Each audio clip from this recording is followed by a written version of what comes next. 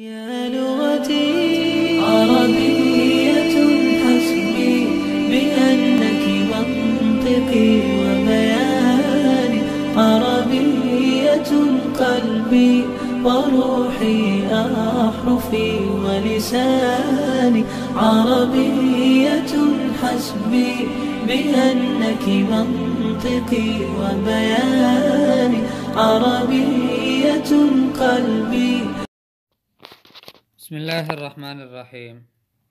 جمل متداولة في أساليب النهي والمنع.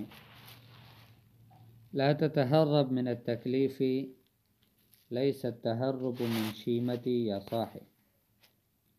إياك والتهرب من التكليف، ما سبق لي أن تهربت من تكليف قط.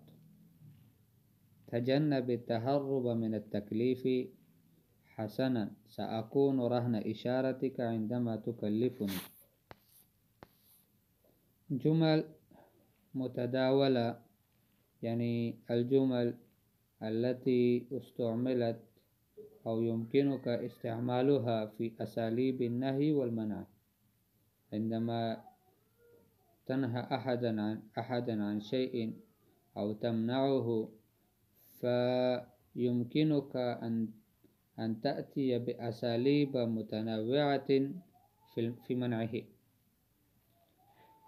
فمثلا لا تتهرب من التكليف. الهروب هو الفرار، أي لا تهرب، لا تفر من التكليف. التكليف معناه أحد يكلفك بشيء ويخولك على شيء، فلا تهرب منه. فهم؟ كما نقول الإنسان مكلف بعمل الخير، فأنت إذا كلفك أحد بشيء فلا تهرب، لا تتهرب من التكليف. فيقول ليس التهرب من شيمتي، التهرب ليس من عادتي.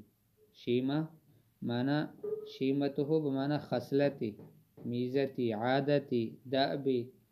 يا صاحي، يا صاحي هذه كلمة في الحقيقة يا صاحبي أو يا صاحب، ولكنها تستعمل بهذا الأسلوب ويقطع من الأخير، فيقال ليس التهرب من شيمتي الهرب والفرار من التكليف، هذا ليس من عادتي يا صاحي أي صاحبي. إياك والتهرب من التكليف. إياك بمعنى احذر. إياك والتهرب بمعنى لا تهرب من التكليف. لما يكلفك أحد بشيء فلا تهرب منه. ما سبق لي أن تهربت من تكليف قط. ما سبق لي يعني فيما مضى، في الأيام الماضية لم أفعل مرة. ما سبق لي معناه لم أفعل مرة أن تهربت من تكليف قط. مفهوم؟ يعني ولو مرة في حياتي ما فعلت هكذا، أن أحد كلفني بفعل شيء وأنا هربت. ما سبق لي معنى لم يحدث لي أن تهربت من تكليف قط، بأني أتهرب أو أفر من تكليف قط. قط بمعنى ولو مرة. تجنب التهرب. تجنب من الاجتناب، اجتنب عن التهرب من التكليف. إنما يكلفك أحد فاجتنب من التهرب، لا تقترب منه. حسنا، حسنا بمعنى طيب أو جيد. سأكون رهن إشارتك.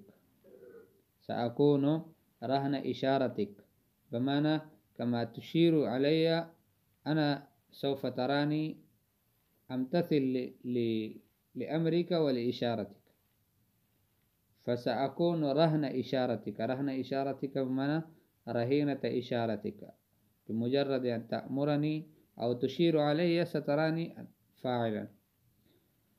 سأكون رهن إشارتك عندما تكلفني. أنت عندما تكلفني بفعل شيء فستجدني عند إشارتك. طيب، الفقرة الثانية أو الأسلوب الثاني: لا تحدث ضجيجا في الصف.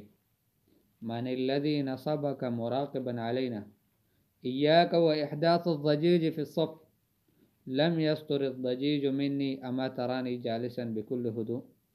تجنب إحداث الضجيج في الصف. ما لك تتابعني في جميع حركاتي؟ لا تحدث ضجيجا في الصف.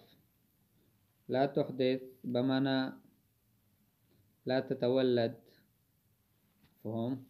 فإذا ما تذكروا ضجيجا، الضجيج هو الشغب، فهم؟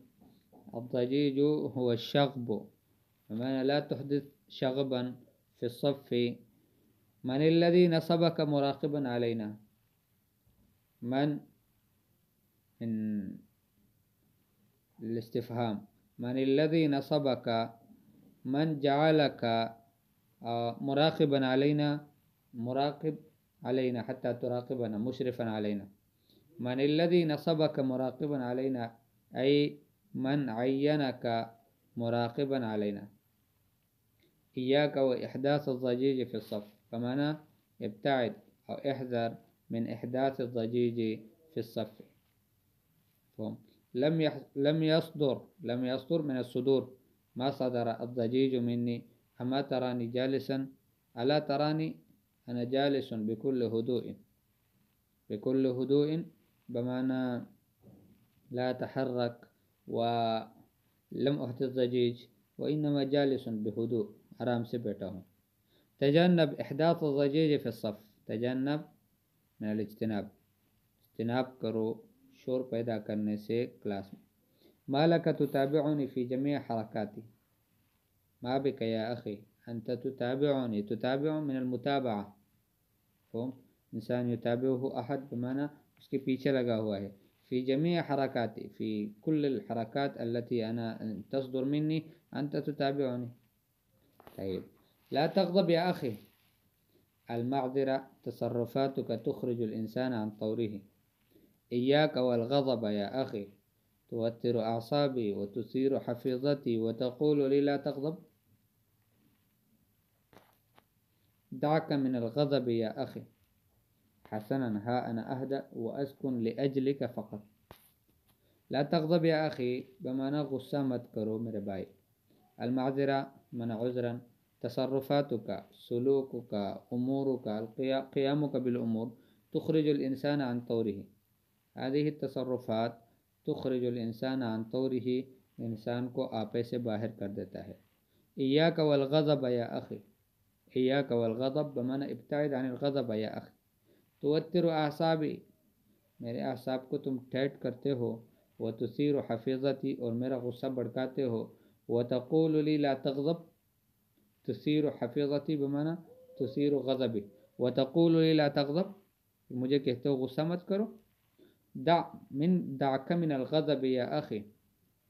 दाका बमाना छोड़िए. दाका बमाना दाका मना अबअद अन नफ्सिक अलग़ज़ब या अख़ी. हसना, ठीक है. हा अना अहदा, ये मैं आराम से बैठता हूँ. व अस्कुन, और ठहरता हूँ. लिअज्लिक फ़क़त, सिर्फ आपकी वजह से. तय्यब, फ़यक्फ़ीना हाज़ा इंशाअल्लाह तस्माऊनहु व तहफ़ज़ूनहु व जज़ाकुम.